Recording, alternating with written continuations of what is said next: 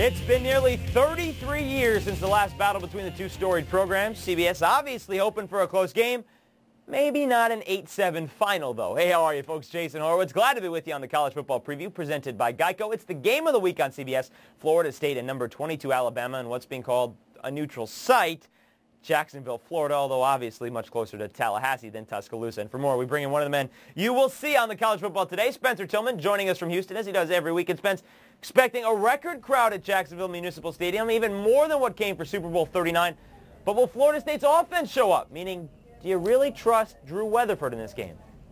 I don't trust him. I'm not his offensive coordinator, though. And I think that Jimbo Fisher, the offensive coordinator for Florida State, has got to trust him because it's his best first option anyway. He spent the most time developing Drew Weatherford. But Drew Weatherford, as you look at him, is not the quickest quarterback. He doesn't have escapability. He really hasn't assimilated this offensive system of Jimbo Fisher. For the most part, it's been a truncated form of what we saw when he was with LSU. And so at the end of the day, I don't think he has the full complement of skill sets to really run this and be effective. So I'm not so sure you can rely on him, Jason. And Weatherford also, Spence, to be fair to the quarterback here, he's been plagued by some drop balls. Do you have faith in the Florida State wide receiver corps? Well, Dakota Fagg has dropped a ton of balls. I mean, if you've got issues as a quarterback and your ability to move and deliver the ball on time, when you do eventually get to that point where you're executing properly and your receivers are dropping it, that's problematic. And I think that's what we're talking about here. In this league, in the NCAA level, at this high level, you cannot not execute and have great success over a period of time. So until Jimbo Fisher, Dakota Fagg, and Drew Weatherford get on the same page with respect to this offense and what it requires of them to be successful, they're going to continue to struggle. Now, one thing they're going to have to do is run Anton Smith. He is going to have a big game. On the other side, we all know, and we've talked about this before, Nick Saban likes to run the football. There's no doubt that Florida State knows that as well. They've got redshirt freshman Terry Grant. They've also got Glen Coffee. But will they be able to do it Saturday afternoon? I think they will, and I think that that's their best option at success. I mean, one of the things that Nick Saban does that I really like, I've known him for over 25 years now, it's a long time, he will do what he's best equipped to do. I mean, on defense, for example, he's a 4-3 weak guy, but he's only got 3-4 personnel, so that's what he's doing.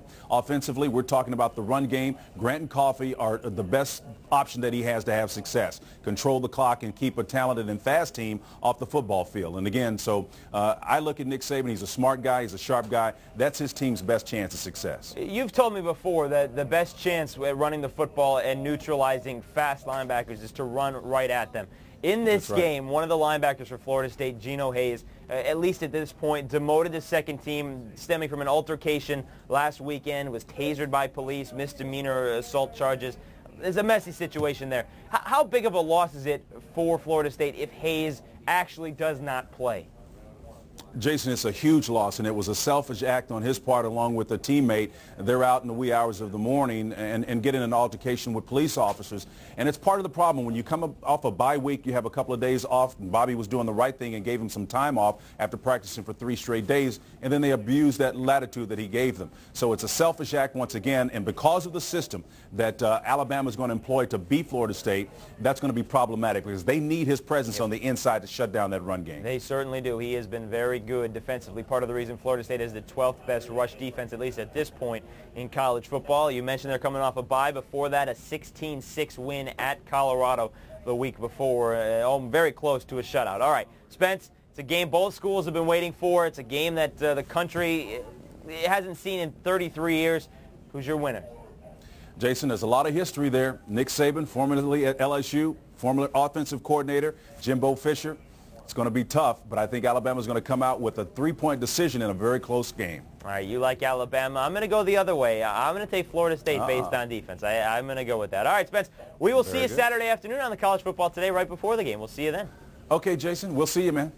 All right, folks, we mentioned this before, but you can't emphasize it enough. They're calling it a neutral site in Jacksonville, but let's face it, Tallahassee, 6 hours closer to Jacksonville than is Tuscaloosa. But don't tell the Tide fans that. They'll be out in force in equal numbers to see if their first season with Nick Saban can result in a victory over Bobby Bowden. The game kicks off at 3:30 p.m. Eastern, and it's on CBS. And for more on this game or any other in Week 5 of the college football season, be sure to stay with CBSSports.com. For Spencer Tillman, I'm Jason Horowitz. Take care.